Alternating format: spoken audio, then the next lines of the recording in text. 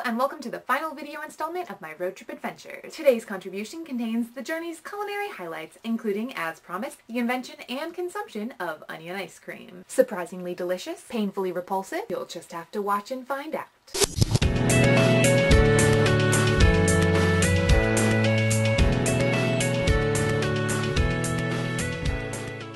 We've got the onions dicing. This is in fact the inspiration piece. It all began when we started talking about making ice cream. What were your exact words? I said, I'll bet no one's ever perfected onion ice cream. And I said, we are going to. This is what happens when you make a joke when we're in the grocery store. I have a bandage on my finger to keep the blood out of the food. Liz said she wanted blood in the food, but I don't think it goes. We're here with one of our chefs. He's working on the relish. What's your strategy? I'm just kind of mixing chunks of things together. I'm going to gush it up. Pretty gushy. What have we got in here? Blueberries fresh picked from the bush, limes, each one slightly smaller than your eyeball, and then radishes, of course, because when you think blueberry and limes, you immediately think radishes. We're going to do a little taste test of the relish here. Surprisingly good. We're ready to add in the onions to the ice cream, I believe. I'm just gonna pour in an entire sauteed red onion. And the ice cream maker. How's the turning going? It's going pretty well. It's actually more complicated than it looks. It looks just like I'm turning on this level, but I'm really doing more than that. We got ice cream. All right, let's see the first tasting. Oh, she's looking up. Oh, and now there's a big smile on the face. I think it's a success.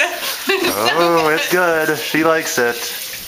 Oh my gosh. First, it just kind of tasted cold and like ice creamy. Then I penetrated into the onion. There's just kind of this sweetness, this crunchiness, this tanginess. It's great on its own. In the context of this pie that we've got going on, it's really going to be incredible. Let's have you have a taste. I taste the onion. Yeah, it tastes like ice cream and onions together. I think it's onion ice cream. Very good. I just like to document the amount of onion ice cream that we have.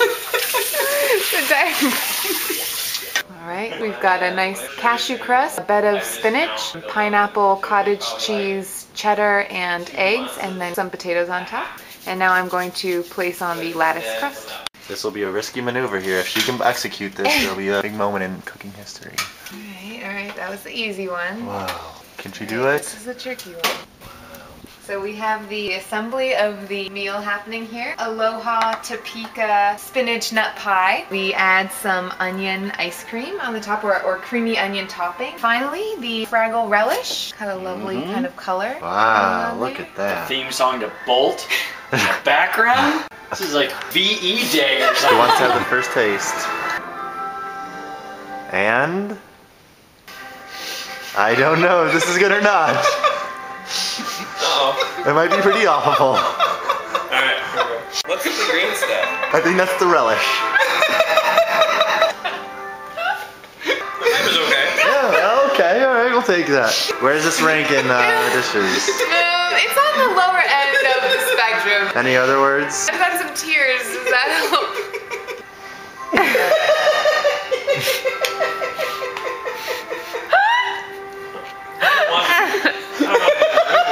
That's tough to eat.